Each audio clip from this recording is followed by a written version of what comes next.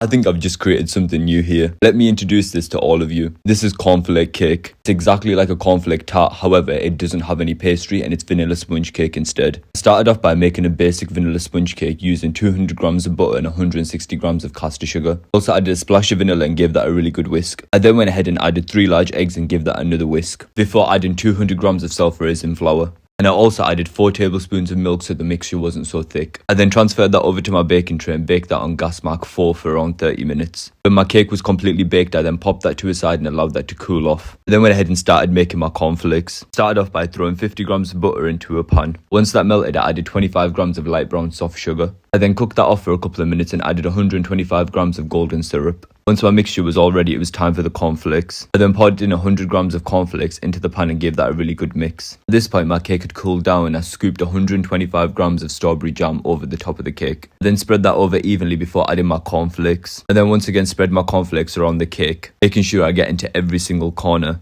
where I then popped that in the fridge for around 10 minutes. Look how beautiful this cake looked. Then chopped my cake up into 9 slices and it was ready to serve. This was so delicious, especially with some steaming hot custard. And guys, let me know in the comments, have you ever seen a cake like this? Or have I just created this? Thank you so much for watching and that's all for today. Bye bye!